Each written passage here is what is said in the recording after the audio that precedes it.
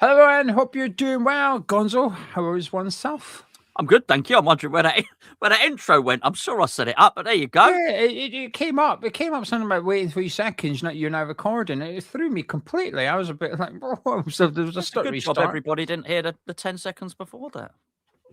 Oh, see, I see what you're doing. I see what you're doing. Yes, it is actually. They'll find out in They will. due course. A couple of months. By the time you either come up to Stoke or I come down to your house, one of the two.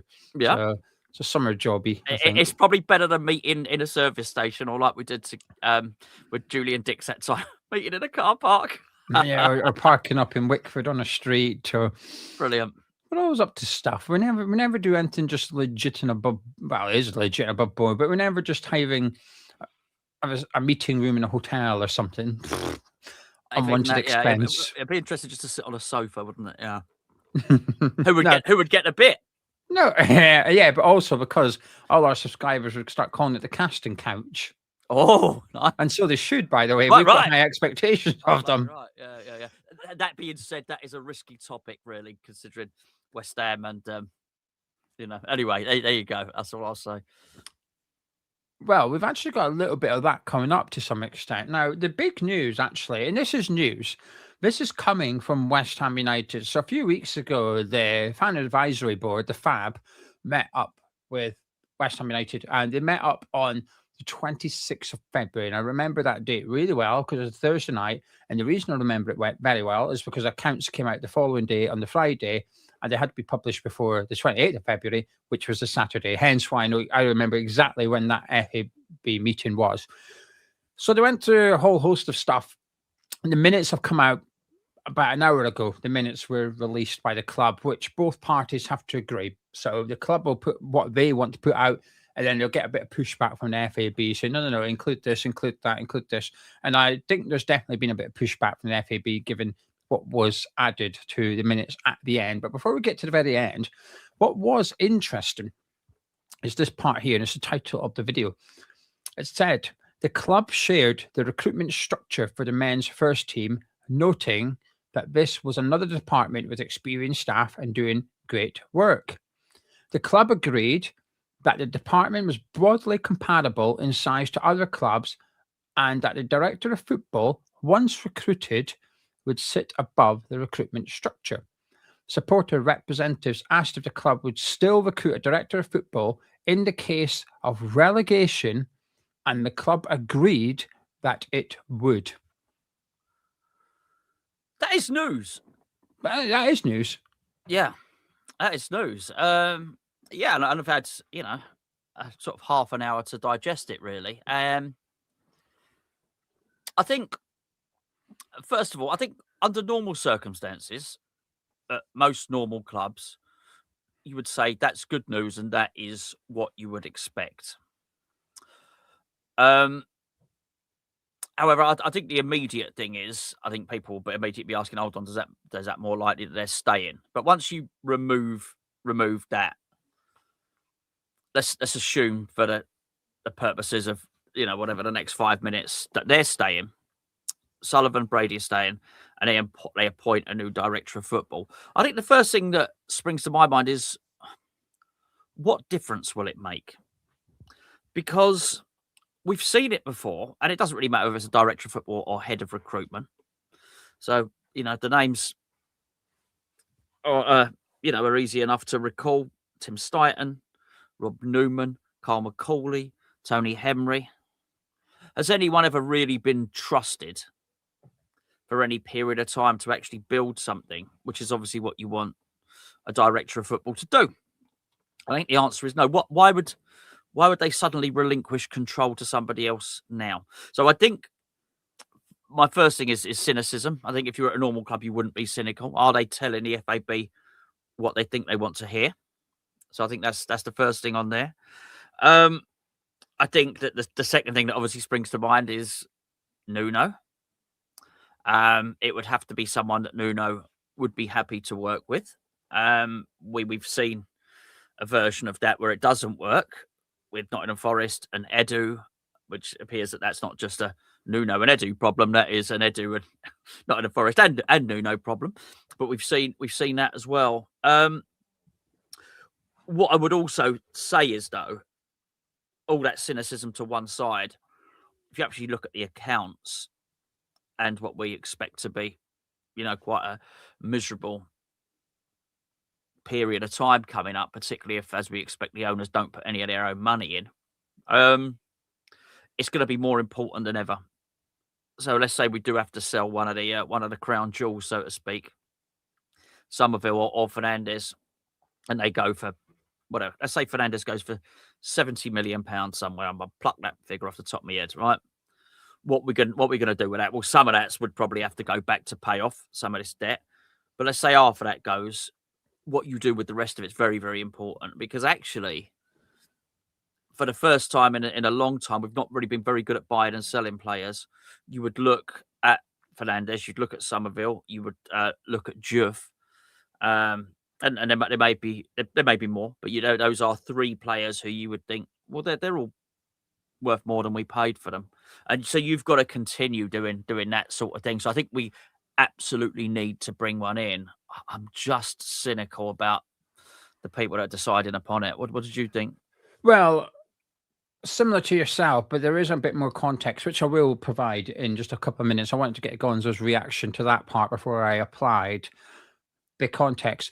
But later on, and this isn't the context, but later on, the club were asked by those at the meeting about how we don't sell players for profit compared to other clubs, if we're going to compare it. And the club basically said, well, we keep hold of our best players, so we don't sell them for big money. Now, I think there's a lot of merit in that. Jared Bowen, for example, could we have cashed in on him? Oh, absolutely. But we've kept him. We've retained our best right winger. I think there's an obvious example against what they've just said there in Lucas Paqueta, in the sense that we've tried to sell him to Manchester City. Then we tried to loan him to Aston Villa. Then we did sell him to Flamengo, even though the manager really wanted to keep him. And I appreciate there might be circumstances playing into that. But there's examples that you could pull that apart. But I think what they said, which is we try and keep hold of our best players, I think is fair. I think we tend to manage to keep a hold of them, by and large. But the reaction I had to it was, well, this is good news to some extent, but there's too much evidence. It's not even like every head of recruitment / director of football / technical director that you've just mentioned there, they've all had similar roles and faced similar problems. And I think Rob Newman and Tony Henry in particular, and Kai McCauley, I think they were identify players, pass them on, we'll do the rest. I think they weren't necessarily the negotiators. Now, there are examples that perhaps doesn't tally up. Remember when we signed Gianluca Scamacca, Rob Newman was on the plane coming back from Italy. He was on the plane with Scamacca. Hey, this is the guy that we want. But I think, again, that could just be someone that Rob Newman really wanted. I think Steidten was the first one we gave a lot of control to and said, there you go. But we just didn't give it a lot of time. We very one summer transfer window post David Moyes. We're having that back, thank you. So he got one crack at it, basically. And you look at the squad now, you look at Mavropanos and Kante just played well in the FA Cup. Maybe if you'd been a little bit patient, you might have actually seen. Did sell Kudus for a profit. Yeah. So you might actually have seen, well, there you go. There's another one. We don't sell our best players. Mohamed Kudus, perfect example. And then the irony is they'll put their hands up and say, oh, yeah, but we had to sell him. Why? We needed the money. Okay. Do you not see a flaw in everything? We're speaking about everything individually in isolation, but actually it is all linked. There is a link between wanting to keep your best players but having to sell to Kudus, pissing money out of the wall, not selling players, having this mentality of we will keep all our best players, but then how are you going to fund what you want to do going forward? But it's there in black and white that the club intend on bringing in a director of football. My concern, though, Gonzo, is that when we hired Tim Steidten, Daniel Kretinsky brought him to the club. Yes. It wasn't Karen Brady and David Sullivan that picked him out and went, here's the guy. It was Daniel Kretinsky. So are Karen Brady and David Sullivan doing what Kretinsky wants and getting a director of football? Or have they decided they want a director of football? But then how are they going to go about recruiting one, right? Because let's face it, they're going to have to be free. If we won't even pay for the manager, we're not going to pay for director. I appreciate we paid for Kyle McCauley, but that was because of the manager. And Yes. it's possibly going to be a case of Nuno. Who would you like to be in charge? And I don't think we'll get a director of football. I think we'll get an identifier of talent, possibly Yeah. even a negotiator. But I don't think it'll be someone that's deciding how to use the budget left, right, and centre. The irony is they say, oh, compared to sizable clubs, I bet you we still do it different to clubs of similar sizes, even though the title may be the Yeah. same. Well, I do know we hired another data analyst a month ago. I know that, as we got him from a championship club. But yeah, but whether it's comparable to other Premier League clubs, there's no way they can play, fast and loose sometimes with the way they claim things. In fact, going back to another FAB meeting, didn't they say the training ground cost millions or tens of millions or something like that? Quite vague. And then when it came down to it, when the specific number was eventually wormed out of them, it was far less. So yeah, I think by saying things like that, you don't have to give specifics. A comparable number, yes. And we should add, there's no timeline. A lot of these things have got timelines. So when they were going to achieve this by, and for this, it says ongoing. So there's no date. It doesn't say this summer. So in theory, they could employ someone in 5 years and say, told you we'd do it. There's no timeline. Yeah. Here's the context, though. Now, we sort of knew this, but it's confirmation from the club. The club confirmed that the vice chair was responsible for everything except the football side of the club. Now, vice chair is obviously Karen Brady, bracket, such as player recruitment, bracket. But that the shareholders had asked the vice chair to manage the negotiation of transfers during the window in January 2026, and that she had worked on most of these, including the 2 new strikers. Yeah. So I think maybe this is why we're getting a director of football in. Yes. She's having to work for her. She's probably having to work full time in January, and she's thinking, all this extra workload I've got here. So I think because she's now doing the negotiating of transfers, I'd imagine that's why we're perhaps looking for director of football, someone to do that part of it. Right, we want this player. This is how much money we've got. Can you go make it happen? No, we discussed it on this channel when it was happening that Karen Brady was involved in the Pablo transfer. And we discussed the fact that he had a £15 million buyout clause. So we ended up paying £20 million for him. So yeah, I mean, there were, even just that, there would be reason enough to get someone else to do it. If those are the facts and those are only rumours. Exactly. Well done, mate. Yeah, exactly that. Then you would ask that at any company. Hold on a second. Why have we paid this much? So yeah, I think even experience or inexperience, just from a financial point of view, and there would be a certain sense of urgency to make sure she wasn't dealing with that. And I didn't know. Obviously, I knew, but at the point it was just rumours. So it's very interesting to hear that as a fact. I didn't know that. Goes back to Ezekiel, Dutch player, midfielder. It was a Belgium club. Take it or leave it. It's a first and final offer. End up going to one of the Red Bull clubs. Ezekiel Banzuzi. I know the name's not coming to me. I remember the incident. I remember the yeah, and it was just it was quite a lot of people. Here we are. Thank you, Ryan. Yes, there you go, Ezekiel. Thanks, Ryan. Ezekiel was going. He got the old memory, really. Ezekiel Banzuzi, yeah, it was, and that was completely fluffed up as a negotiation as well. Sorry. Fluffed up, mucked up, fluffed it again. It's probably the wrong phrase to be using, bearing in mind the ownership model. What I would also say is I think you should have a separate negotiator from the director of football anyway. I think that's a specialised position as well. So yeah, it's I'm a little bit cynical with all this. Just everything you see, be it how many people are on the season ticket waiting list, even just how many people have attended the stadium for a game. All the figures don't always seem accurate, and that is me putting it really nicely. Yeah, I think the Banzuzi one's interesting because I remember that last January 25. And not long after, or it might have even been in the month of January, she did that podcast with Jack Sullivan and the geezer from Sky Sports. That's right.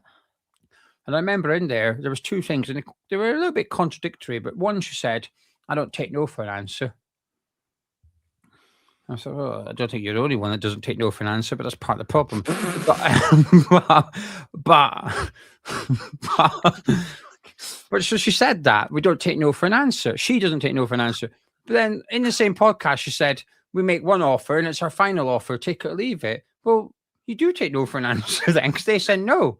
Yeah. You went, "Okay, bye." So what is it? Are you going to renegotiate and get that deal done? And I think the more frustrating thing was that a week later or something, he moved for a couple of million more than what we offered. And it was one of them, right. if you were just willing to negotiate, Yeah. you might have. Truth be told, I've never heard of the guy since. In fact, we couldn't remember his name, tells you something. If he was smashing it, Champions League football smashing it, we'd be sat here going, "Oh, we missed out on him because of her." We'd be angry about it. But the fact we can't even remember his name would suggest that he's doing okay. We're just unaware. But it is frustrating. So getting a director of football's potentially good news. The other thing they've added in the minutes, they basically confirmed there's a season ticket price increase coming. Refused to say how much, refused to say what bands. Basically said the cheap tickets are too cheap.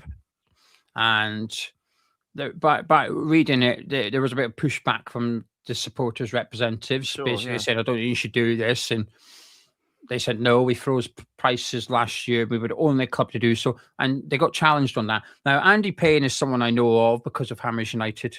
And he's excellent at what he does. Really, really good at what he does. And I don't speak to Andy much. I've only ever spoken to him once. But I speak to Bubbles.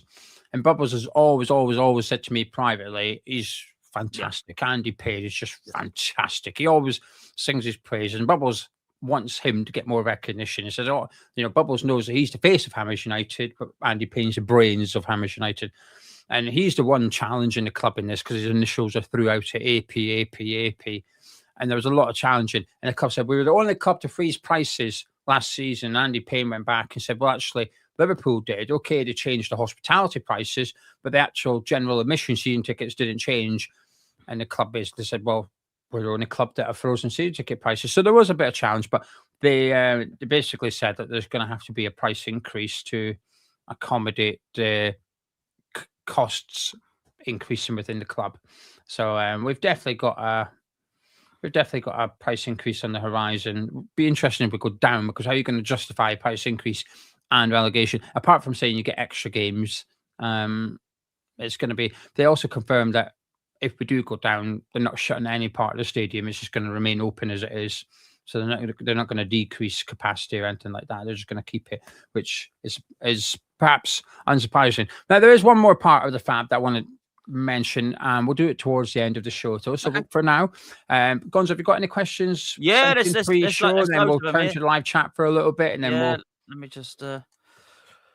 me just get here. Right, so we're going to let something a little bit more light-hearted now. I think we certainly set the tone over recent weeks with some of this stuff, but they can be deadly serious or light-hearted. Light-hearted's good because that was quite a serious conversation that we had then. This is from Beneath the Headphones, which is a great name. My question for Cup of Tea: if you could go back in time and relive any moment in West Ham's history, what would it be? Also, love the channels. Come on, you irons. So I take it. So if I go back to 1980, I don't have to be a 6-year-old. So if we can break, and I don't have to be an H from my dad's sack. Excellent. I would choose that day. As I remember, when the old man dropped me off at my nan's. I've told this story a number of times. And I was bribed. I remember an action man. And an action man in a tank, and it was very much, there you go, stay at your nan's. And I remember my granddad having it on telly, and me playing with tank, and I remember knowing it was important, and West Ham were playing. But yeah, I think to go back and to go and watch that would probably be my choice. That one. If I could pick one when I wasn't alive, it would be that one. But if I'd be one that was alive, I think I would choose the last ever day at Upton Park, because I don't know. I don't think I took it in enough. I don't think I just like at full time. After the show was finished, I left. And admittedly, I had to leave because we only just got the last train because I was staying at Sure. Tom, so we had to head out to Essex. And we got the last train, so had we missed it, it was a very expensive taxi waiting for us. But I just wish that we got a hotel in East London, and we just, when the show was finished, we just sat there, just taking it in, and the day as well. And no, I don't regret this part as such. I went to we did our bit before. You went away with your camera. I went to the pub with Steph, and I just stayed in the pub with Steph for the whole time. And I just wish maybe that we'd came out the pub and just absorbed a little bit because it went really quickly, like really Yeah. quick. And I look back now, and it's a bit blurry, some of the day and stuff like that. Even the game, some of it, but I can still hear the noise in my head of Winston Reid's goal. I can still hear that eruption and the jubilation in the stands and just hugging however many strangers around me. Everybody was just treating each other like they were best mates for decades. Everyone was just, there was grown men left, right, and centre crying that we were 3-2 up. And the funny thing with that game is, even at 2-1 down, you just knew we were going to win. Like you just knew we were going to win that night. But it was a really special moment. And I know we've had Prague since, but and I'm not someone that plays down winning a Conference League, but I think maybe it's because we weren't there. But I put winning against Man U in the last ever game Upton Park above beating Fiorentina and Prague. I don't know why. I just do. It's just got a bigger place in my heart. I just think that night was just. I think everything that I know about West Ham was in that 90 minutes of football. Even before it, with the bus turning up and the window getting smashed in, the kickoff, there was something West Ham about that. Yeah. There was just something about that was us that said, no, we are going to make this a bastard place to come, and we are going to get in your heads. And you see the videos of Jesse Lingard, and they're all laying on the aisle on the bus and stuff, and they're giggling and stuff. You can tell we had them rattled before they were in Upton Park. Then you watch the movie Iron Man, and you've got David Gold overlooking Green Street, and him saying, "What? They're still on the bus?" And the geezer going, "Yeah," and he goes, "Oh fucking hell!" That was it for me. But that night was just. It was. All I'd say is, if you could have gone to Prague, and you did go to Prague, I'm pretty certain you'd be looking back now saying, it's a bit fuzzy, the memory of it. And I think it's just the way things are. I certainly very much approached that whole day and that night, knowing how important it was. I spent the whole day and night archiving it, taking it in, looking at everything, smelling the smells. And despite my best efforts to record, document, and remember it and enjoy it, I still have the same thing. Yes, it's a hazy memory. Walshy, what percentage do you give us now to get relegated? I've gone from 5%, and I'm at 40%. We can stay up. Geo? I think I'm 49% we stay up. I'll go 50-50. I think looking at it like black and white, I'd say it's maybe tilted against us, but you have to take other factors into consideration, which is Tottenham. Yeah. Yeah. If they're not ready for it, they put up a thing today. They've had to delay season ticket renewal. So the season ticket information's come out, and they've had to delay the renewal rate till the summer because of what's going on. Now, if they were West Ham, they'd just be telling them you're paying more even if you are in a lower division. But why have we not released our season ticket renewal information? Because they've read the room, believe it or not. The club have actually read the room and said, let's just shut up until we know what division we're in. Nottingham Forest have released it, but they've frozen prices. Premier League Championship is the same prices. Spurs, I've had to sort of backtrack because even a month ago, they weren't ready for a relegation. They're so ill prepared for a relegation battle. And no matter what game you look at, it's actually hilarious. Like they were 3-0 down and subbed the goalkeeper. It was a bit harsh on Kinski, but it was funny. It was funny as a neutral. Like, oh my God. Just when you thought they were like at rock bottom, somehow they've managed to dig a hole in the rock and sink a little bit further. And I just think that something drastic is going to have to change for them to stop this capitulation. And I can't see Yeah. even their star players. The Tottenham fans are saying, "Well, he's back, he's back," but it's not till like the end of April. You could be relegated by then. And I so think I, they had another couple of injuries the other day. What was interesting, I noticed today, was some of the stories that were coming out about there's disharmony in the squad, and there's one player in particular who doesn't give a shit if they get relegated because we suspected this anyway, but because he knows he won't be playing the championship. Anyway, that's enough about Mickey van der Ven. This is from Brian Flowers. He says a gentleman would agree that in the past January transfer window, it's shaping up to be one of the best. Sorry, the last one. Is it shaping up to be the best we've ever had? Pablo, Tati, Disassi have turned into important players in the squad. And if Adama continues his form from the Brentford game, that's 4 highly impactful players in one window. Something to think about. I'll tell you what I did think about, Brian. I couldn't tell you whether it's our best. I'll tell you what, Souček and Bowen coming in was pretty damn good. But in fact, Jesse Lick, it's a conversation for another day, maybe. What I did think about was it is food for thought in terms of a director of football. It's why it's really important. They have to be able to work with Nuno, because what I do think Nuno has got spot on, irrespective of what order you would put those players in, they're all up for it. They all seem to be team players. And even before Adama played a decent half against Brentford, you could still see in the training ground footage and all the stuff you could see was part of the team. You could see they all like each other and the rest of the team do. So I think that's what I would say on that. That's pretty key. A director of football also works with Nuno if indeed it happens, on that team spirit, or the Moyes MOT test, as we used to call it. yeah, I agree. We've got to wait till the end of the season before we can really say one way or another. It's good so far. I don't want to be negative tonight because I actually feel really positive about West Ham in a minute, but I'm going to Yeah. apply a little bit of it here, but it's more maybe reality. And I'm going to push back a little bit on saying Adama's an impactful signing.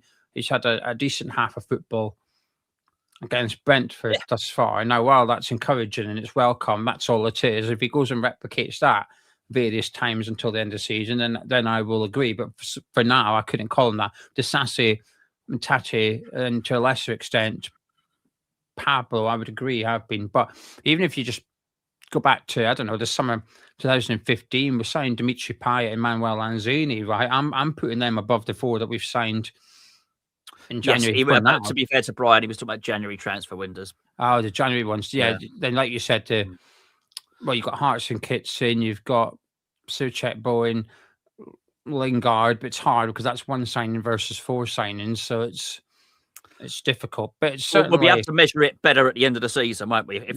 If that's work, then we'll be looking at it. We'll be looking at that like a Hartson and Kitson.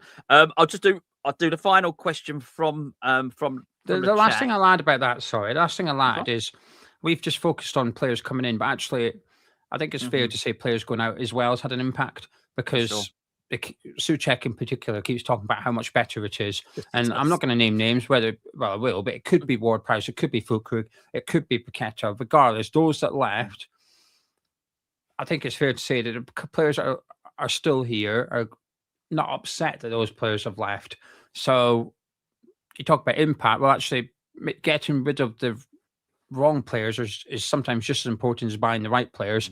So I think there's maybe a bit more merit to what Brian's saying there, because if you go back to Souček and Bowen, I don't recall us offloading someone that we consider to be an issue. Do you think Ward-Prowse called Souček Blondie?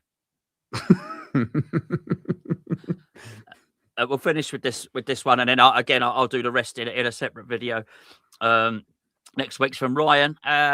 He says, first of all, Gonzo, did you manage to find out whether there's a sports psychologist?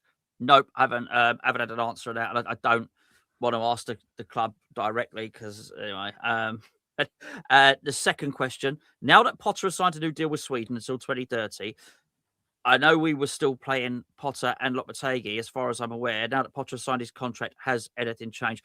All I would say about that is, I'm not sure that we didn't just pay him up all in one go. But if we didn't, because I've heard very conflicting things on this, if we didn't, the trouble is we would still have to pay the difference. And I don't think that Sweden will be paying Potter anywhere near. So he might have been earning £4 million a year at West Ham.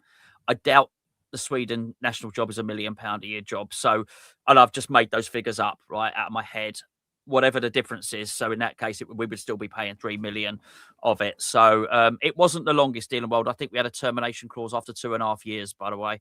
But yeah, just to answer your question there. Yeah, I'm confident we haven't paid him up because there was no mention of it in the accounts, and I appreciate his sacking came after the accounts was made up until, but they include it in the footnotes. They include any financial severe, and it's the same with Lopetegui. There was absolutely no mention of the sacking of Lopetegui, and if you go back to previous ones, such as the sacking of Manuel Pellegrini, it's there in the accounts as to exactly to the penny how much it cost to sack Pellegrini and his backroom team as well. So the fact that that's not mentioned, Lopetegui or Potter is not mentioned, would suggest that we are still paying them weekly, just minus the difference that they're getting paid by Sweden and Qatar, which is just, when you look back at it, you think, why on earth have you not got something in that contract that allows you to sack them for X amount of million?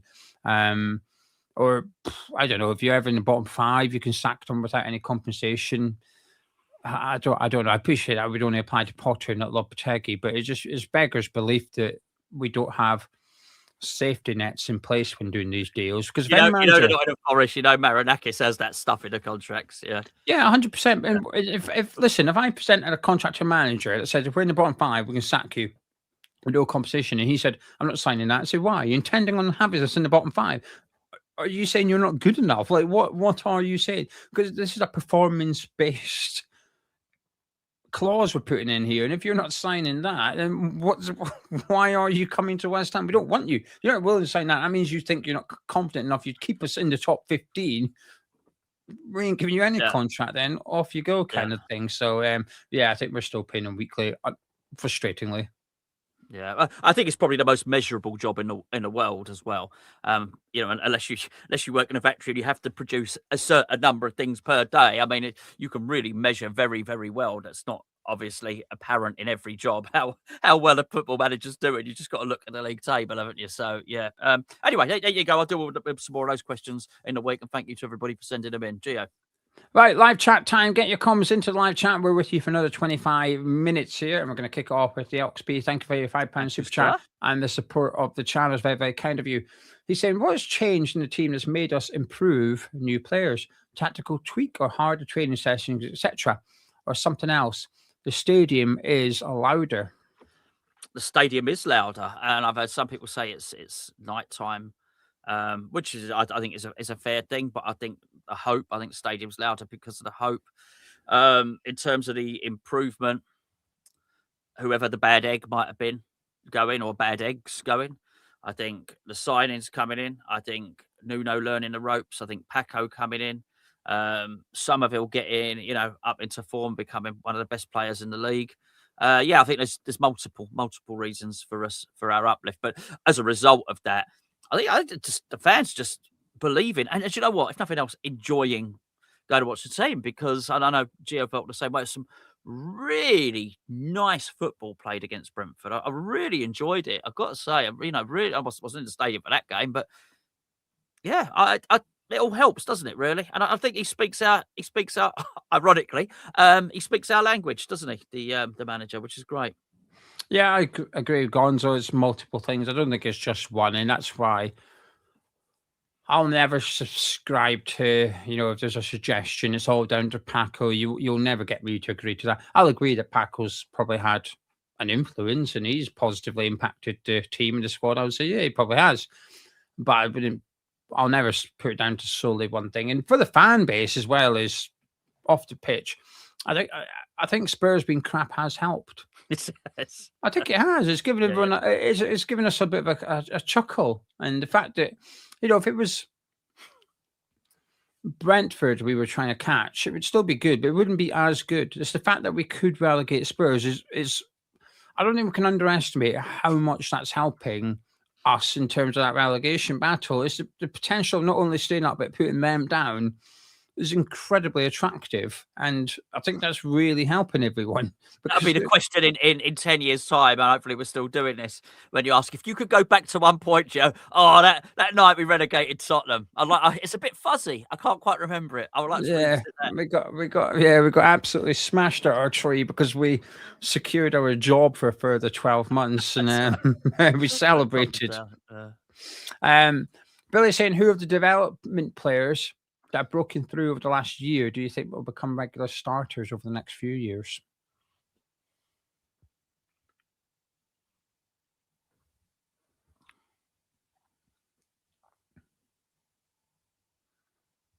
Potts would be the most likely. That's it at the moment. But obviously we're not including Kante in that because he was a signing. We just included him in. It was Steidten signing, wasn't he? So,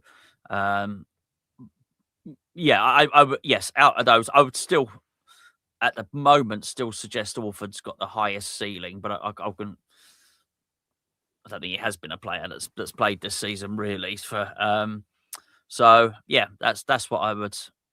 Yeah, I can't think there's anyone else. I'm missing anyone. Yeah, that'd be it really. Yeah, Orford for me, but I also acknowledge I'm very biased, so it's difficult for me to. It's impossible for me to. I'm trying to be balanced, and it's a bit harsh. But I think Scarles will forever be in and out of the team. Yep. I think Mayers will play minutes for us and get games for us, but will he nail down our play regular football? I'm not sure. And I actually include Potts in that as well. I think Potts will be a bit Ben Johnson. He'll get a run in the team, then he'll be out the team, then he'll be in the team and out the team. And I think that's okay. If you're a squad player in the Premier League, I think you've done incredible to have a career like that. But to say someone that starts regular, we'll put it like this. I would say the last answer to that was Declan Rice. Yes.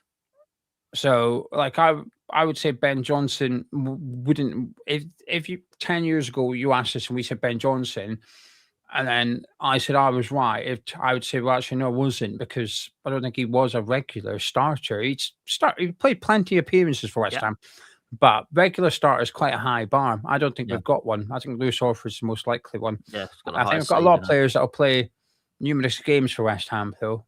But I just don't think. Yeah, I'm just not sure. Woody, if we were to survive, do you think we'd need to make wholesale changes to the squad? It actually feels like we've got a decent 7 or 8 players to build the team around, despite our position. Yeah, mate, I wouldn't want wholesale changes to the squad. Just a little bit of tweakage, if you pardon the expression, to make it, to make the bench a bit stronger. I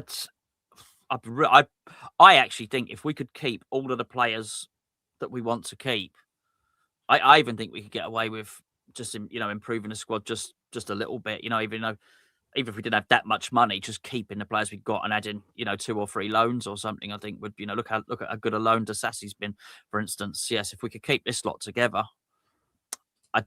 obviously it would need to be wholesale changes went to the Championship, but I'm presuming if we stay up, I wouldn't be making wholesale changes or anything. One of the things I'm really almost excited about is seeing this team develop under this manager, actually. So yeah, I would let the process happen, basically. Yeah, I wouldn't be making wholesale changes either. I'd be very much. Thing is, we've actually got a little bit of value out on loan at the minute. Now, we've got some players that we're just going to have to try and let go for free. Fulkirk and probably Ward-Prowse, we're probably just going to have to let him go for free and get his wages off the book. And one thing I think I should have stressed a little bit more when we did the finance video last week, the club started cutting the wage bill last summer. Danny Ings went, Caswell went, Antonio went. There was a lot of high earners we got off the book.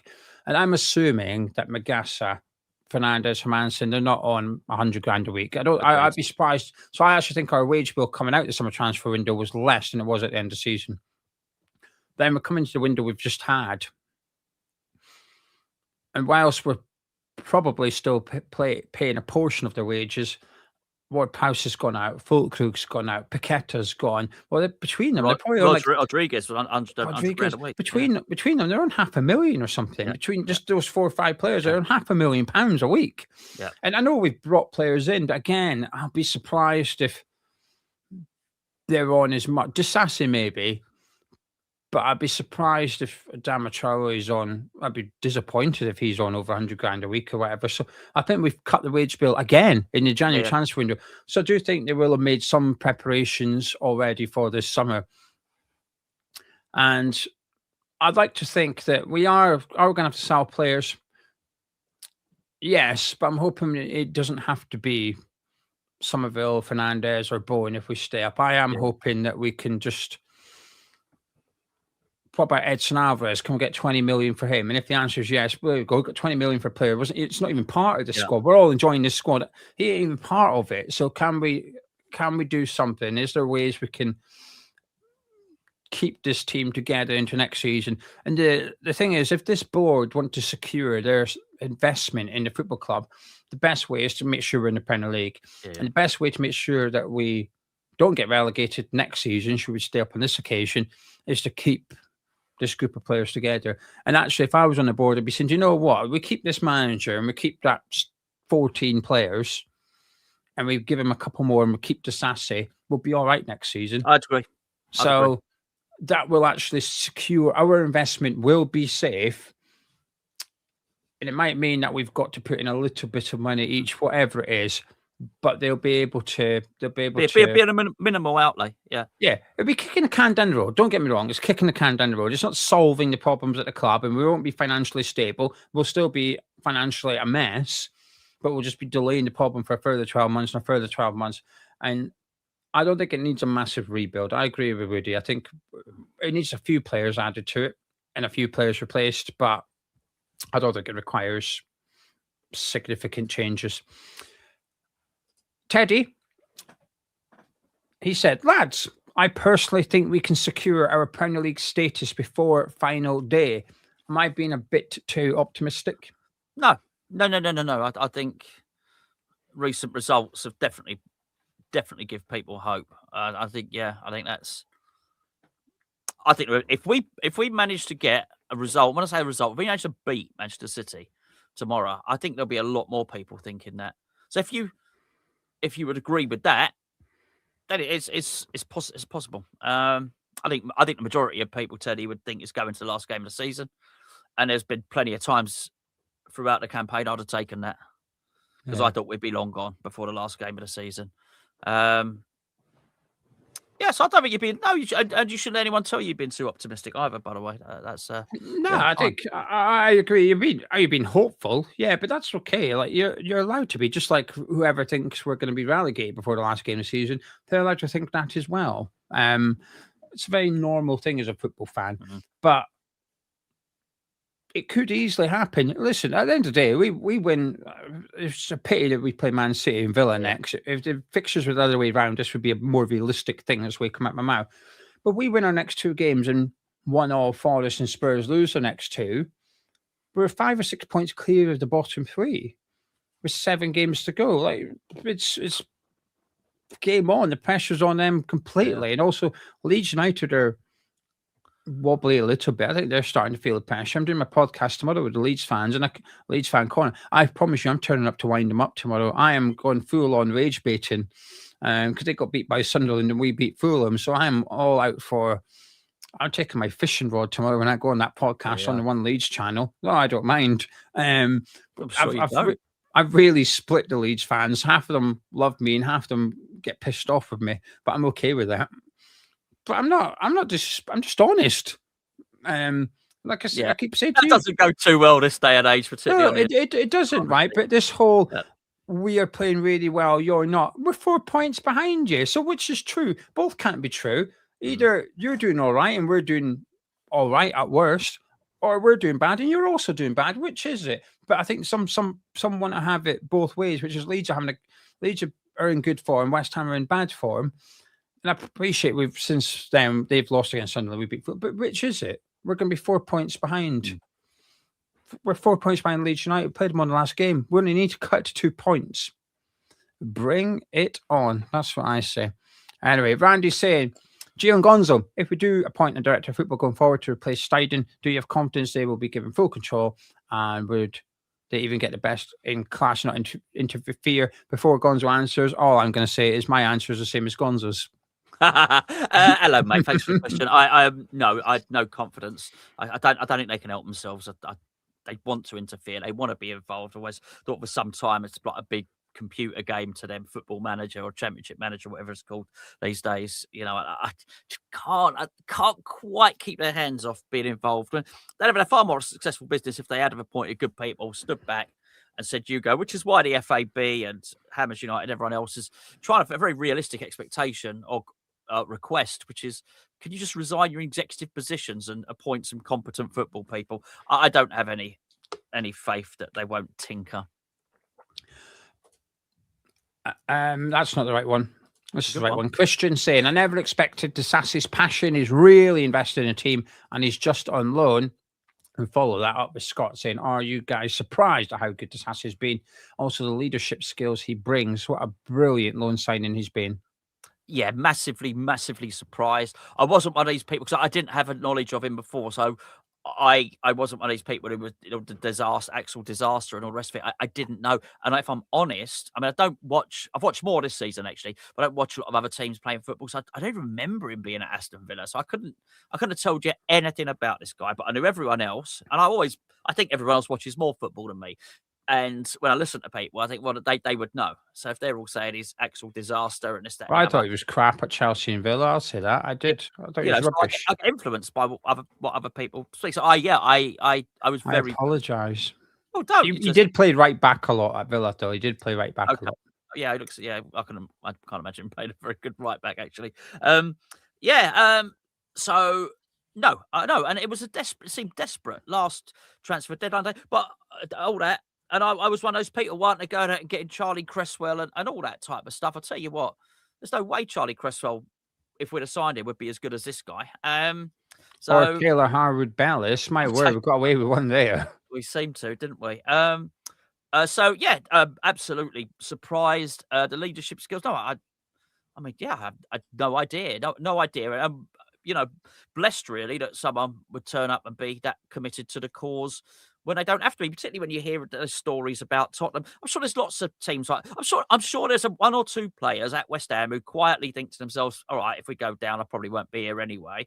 So I'm sure there's every club that's got that. But when you see there's players at Tottenham who are under contract who are probably letting it be known that they don't really care if we stay up or not. So have this guy who's probably only here for 5 months, trying his heart out. I'm very, very grateful for it. So yeah, all of that. Yeah, manufacture your move once you're relegated, not before. And do everything you can before then. Katie, thank you very much for the £2 super chat and the support of the channel. She says, I would take a loss at City if Spurs go down. I think we all would, to be honest with you. Well, if Spurs go down, we don't. So any permutations are fine by me if we don't go down. Major saying, if we stay up this season, Sully doesn't sell, how long do you think we can stay in the league with our knackered finances? We can only tread water for so long. Well, it depends if they want to put any of their own money in. That's really it. It's very, very solvable. I don't know why we're going and borrowing at higher rates of interest and stuff like that. His whole business practice just is odd as whatever, borrowing our money against players that we've already sold. And so we've sort of already squandered any income we might have from that. The truth of the matter is, I don't know, but Crysencio an issue. Crysencio an issue because I suspect he is standing off, waiting for us to fail before deciding what he's going to do. I just wish they'd all get together, put a little bit of money in, and I wish they'd all sell up. That's what I wish they'd do. But the truth of the matter is, I don't know, Major, mate. I don't actually know. The issue is we may not just have the time constraint on their involvement in the football club isn't just down to the finances. There's other potential factors. at play as well, which may see their time come to an Yes, end. yes. But going answering Major's question, keeping it strictly to money. The thing is, I think they'll just continue. I think they'll actually continue for longer than we may expect. The issue is it will just be payday after payday after payday. It will just get worse and worse until something happens. And it may need a mega money sale like someone City coming in, chucking 100 million on the table for Fernandes. Now, I don't think that would happen, but that would be their, oh, get out of jail card. Hello, 100 Yeah. million sorted. We'll sell that for 90. Yeah. and it buys them another season at least. So I think when in the minutes they said that they think we should be a top 10 club challenging for European football and challenging for domestic cups. They did the whole, we've had 3 consecutive seasons at the London Stadium in European. Oh, right, okay. It's one of them. You think, did not exist when we moved, but okay. And if they were to achieve that, though, then financially it would probably sort itself out a little bit because of all the prize money that would come with it. But as it is right now, it's difficult to really say. Like I said, I think financially they might have been putting some things in place for this season, but I'll tell you something else. I do. Getting the right manager and sticking with him helps as well, because every time that you've got to not only replace the backroom team and the manager and pay them, what we discussed with Ryan's question earlier, but also you have to bring in players that suit the new manager's style. So it becomes very, very expensive as well. So yeah, that would have some. It would be cheaper for them to keep hold of Nuno and us staying up, because he would probably think I don't have to do as much. Whereas what Woody was saying earlier, that wholesale changes, well, you get a new manager, you might find the wholesale changes, it gets very, very expensive again. yeah, we're paying out about 10.5, 12 million a year at the minute on 3 manager salaries, plus the backroom team as well. Because it's not just Lopetegui or just Potter. We literally paid Kyle McCauley to leave the club, so we are. But at the minute, if we've paid them all off except Lopetegui and Potter, and now we've got Nuno, we're paying about 10.5 to 12 million pound a year salary for the manager of West Ham United. We're paying probably what Mikel Arteta's on at Arsenal. For sure. Like, we are paying the best manager in the world wages for Nuno Espirito Santo, Lopetegui, and Graham Potter. So you're absolutely bang on. Stop making mistakes, because it's costing us a shitload of money. Daniela saying, would you take a look at Delap? He doesn't seem to be making great strides at Chelsea. I'd have him right at the top of my list for the summer. Yeah, it's just not worked out for him, has it? There really, and he doesn't seem to be. I watched the game relatively recently, certainly under Rossignol, and yeah, he was struggling there in that team. He doesn't look to be part of it, does he? And if his injuries are all right, yeah, be a good player for us. Pierre saying, what do you think the best result will be when Spurs play Forest? I think we need to see the results for this weekend first. Yeah. Yes, I totally agree. I it's not to dodge the question, Pierre. I am so undecided when I look at these fixtures all the time. I can't work out. Even sometimes when the game is in play, even when you had Palace and Spurs, yeah, I quickly decided, of course. But just going into it, I'm never sure at the moment. At this point, I would say a draw. Prior to seeing the results of the weekend, I would say a draw would be best for us there. Adam, thank you very much. Dad's Our Job TV. Thank you for the super chat. Saying, sorry, I'm late. Who's director of football West Ham? No one yet. Just go back to start the show, but basically the club have confirmed in the minutes of the meeting with the fan advisory board that they will be recruiting a director of football, but they do not give a timeline. They're like you, though, Adam. Apparently, you missed that bit to start the show. Adam saying, which player do you think will win? A different Adam will win Hammer of the Year. He thinks Mavropanos is a dark horse. Well, okay, so Adam, we got we've had an interesting conversation the other day. We got our Patreon player ratings, which is done purely numerically. So at the end of the season, everyone on Hammers Chat Patreon, myself, Geo, all our patrons, we mark the players, each player after every game. Stephen collates all the data, he puts it through the supercomputer, and whoever's got the highest average at the end of the season.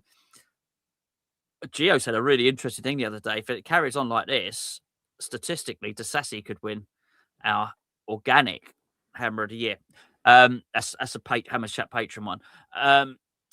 He won't win, as I do think for the main one, for the hottie, you need to play the whole season. Yeah, Mavropanos is an interesting shot. I don't think he will. But Fernandez or Summerville, I suspect.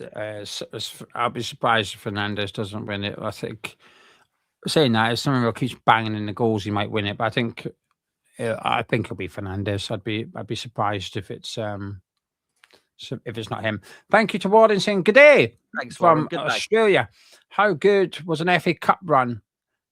When I was 17 in 1980, it seemed to mean more back then. Thank you very much for your support of the Thanks, channel, Warden.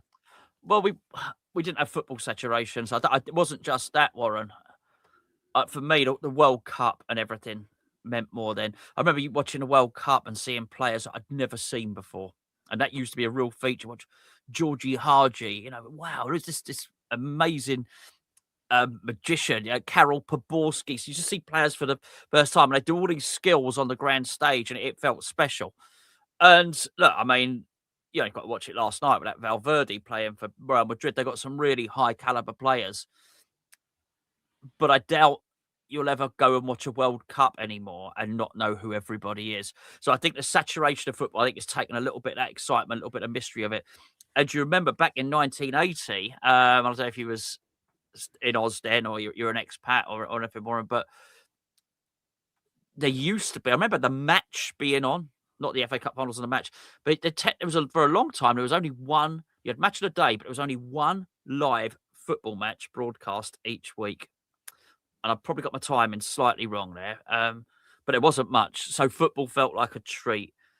Now I think because the money in the Premier League as well is the be all and end all is to stay in the Premier League, isn't it? So it was the biggest for a time. The FA Cup was the biggest game in football, apart from the World Cup final. And it's not even the biggest game in the domestic calendar anymore. Yeah, football's completely dictated it. It's no longer seen as beneficial to the clubs. I really say the big clubs actually scrap that, just any club. Championship clubs are willing to bin it off because they don't think they've got a chance of winning it and they want to get into the Premier League. The Premier League clubs, every Premier League club's playing for something right now. So teams down the bottom are keen to bin it off so they can avoid relegation. Teams in the middle are keen to bin it off so they can get European football, ironically, which you get from winning the FA Cup. Then teams at the top don't take it as serious, but they tend to win it anyway because they want to win the title, get Champions League football or something. League One and League Two clubs, they do take it serious, but they've had a kick in the bollocks by the FA Cup replays being scrapped. So it's sort of like, well, what we're meant to do, financially it really benefits us, but you're just taking away that pot of gold from us. So what's going on? And it's fallen down the priorities. But at the end of the day, we have these discussions here, and a lot of people, because some of it got injured, I've read a lot of angry comments on some of the videos we've done this week saying, well, what's Nuno doing playing Summerville? Why risk him? Blah, blah, blah. And it's quite clear that a lot of them, even though we've won, would still have rather have got beat by Brentford and not risked Summerville or whatever. And I appreciate we could have still won, but they were saying that you shouldn't have played Summerville, Fernandez, etc. So even now we're in the quarterfinals with a winnable tie, they're still prioritising the Premier League over it. What I would say is that they won't do this, and it's the FA's fault because the FA originally it was the FA Premier League. It's the FA's fault for pulling out of the Premier League anyway. But so there's no way the Premier League will vote for this now, but they relinquished their position of power. That's only because the FA just wanted to get one over on the Football League. That was the whole point. If they had a proper long-term vision, the FA, they'd still be part of the Premier League, and they would be able to insist and vote on the FA Cup getting a Champions League place. That would metamorphosize the tournament. Did you say when you watch World Cup, you know all the players? Not me. Not me. Right. So I said, come on then, name the Haiti squad, please. No, not me, but there are people that do 5 of them. You could just name 5, and it'd be 2. Yeah, I'd be impressed. One would have been brilliant. No, not me. I just people do. Adam saying, what's the biscuit of choice this week? I have to be honest, it's not a biscuit. I appreciate, but I haven't ate any biscuits this week. The only thing I've ate that's the closest category to biscuit is a mini roll. Okay, Adam, I must be honest here. I have stolen the children's fake penguins. So not what are they called? Seal bars. They're like a penguin. It's Aldi's version of Seal penguin. bars, of course they call that. Seal bar puffins. Yeah, I've left them with some for that. They've still got some for their lunches. But yeah, I fancied. I had a chocolate and a biscuit craving. What are you going to do? I paid for them. Well, I think you deserve. Probably you did, Adam. Actually, a couple of quid. Thank you. you deserved your chicken noodles have been stolen. Then what goes around comes around. Kat saying, what happens if all the teams in the semi-finals in the FA Cup are already playing European football? Who does the Europa spot go to? This should be fun. Come on then, Gonzo. Gonzo gets muddled up with this stuff. Hold on. So everyone. So what we saying in the semi-finals? It's whatever. Man City, Arsenal, Chelsea, Liverpool. Okay, so then who does the spot go to? It traditionally used to go down one extra place in the league, but I don't think it will anymore. I think it will. I don't think it'll keep going down. I don't think they're going to give you more than 9 places or whatever, are they? Or 8 places. So yeah, I guess it just gets squandered. Gio, what happens? No, it does go to the league. So currently, at the start of the season, the top 4 is Champions League and 5th is Europa League. That's it. Carabao Cup winner gets Conference League, FA Cup winner gets Europa League. Despite how bad the English clubs have done in the Champions League this week. Yeah, they're terrible. The Premier League is still 99% chance of getting that extra Champions League spot for 5th, because Italy have only got 1 team left in the Champions League and they just got pumped 6-1 by Bayern Munich. So there's not enough countries with enough teams to take it from England. So, and Villa have just gone and won tonight as well. So they'll be okay. The Premier League will still get the 5th Champions League spot. So as it stands, if that happens, top 5 of Champions League, 6 is Europa League. And then if the winner of the Carabao Cup's already in European football, it comes into the next best league and likewise. So if the Carabao Cup is Arsenal, Man City, so 6 is now Conference League, but 7th. But should the winner of the FA Cup already have European football, it'll go top 5 Champions League, next to Europa League, and then 8th will be the Conference League. So that's how it ends up being. But that won't happen because obviously West Ham are going to be in there, and we will claim that European spot for ourselves for next season. Exactly that. Now we're going to finish it up. Thank you very much for joining us. I'm going to finish it off with that little bit from the minutes. What that I found was quite interesting. But before I do that, I just want to, because we're not going to discuss it really, because A, it's gone over the time, and B, there's not really much we can say apart from, well, I'll say I'm glad that this was read out and asked, and it's a politician's answer. But before you head off, please do drop a like on the video and subscribe if you're new to the Hammer Chat Forum channel. So at the very end of the minutes, says any other business. Now I should note that Callum Brady had left the meeting at this point, and it said the vice chair left the meeting at 8 p.m, which was the pre-agreed finish time. Oh, right, okay. Right, so she was stayed, could have stayed on. Did they said funny stuff about her when she left? Oh, before we go, actually, we'll have a little game. 1 second, because this is a show where we do stuff with Hammer's Chat. 1 sec. I've no idea what he's doing here. I've no idea what this is all about. So, I'd mentioned that I got a program delivered a couple of weeks ago, and I didn't recognize one of the signatures. And me and Frankie were trying to work out. We know who it is now. And a couple of people like Robert said, can we guess? So here you go. Let me turn the light off. It might help. That one there. That one up here. Whose autograph is that? That is the autograph. You can guess the other two. They're easy enough. But that one up there was the one I was not 100% sure on. And so you can obviously tell whose that one is. I just wrote his name. And you can tell who the bottom one is. Right? So you've got Billy and Pat. So the European Cup Winners' Cup programme. Signed by 3 former Hammers. You've got Billy, Pat, and one other one. And we weren't sure who that third one was. I know who it is now. But who do you think that is? Do you have a guess, Gonzo? Lenny Henry. It's definitely not him. No. We'll see if the live chat know. We'll give them a minute to see if they can guess it. And I'll be surprised. I'll be impressed if someone can guess it. Just only because it doesn't look like his name. Well, it's a scribble, isn't it? Well, it's actually quite a neat one. It just doesn't look like his name. That's all. Let me put it back in its Polly pocket so I don't. It's not a Phil Parks. So don't damage it. Right then. We'll do the statement, then I'll allow Gonzo to comment on it if he wishes. So this was what? This is the any other business in the minutes. Andy Payne read out a statement which said, The Sun ran a newspaper article last Friday, and I don't know if you read it, but it was a case that was, they said, dropped. It's actually discontinued, the legal term.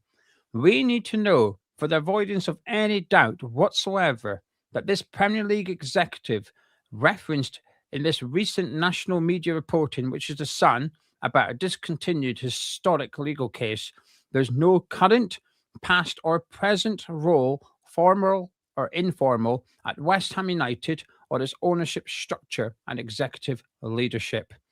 The club confirmed that there was no investigation involving West Ham United. They cannot comment on unverified media speculation and referred the supporter representative back to its previous statement on this matter. I didn't answer the question. Even A very politician's answer. But Yeah, it's got nothing to do with yes. us as a football club. Yeah. Yeah,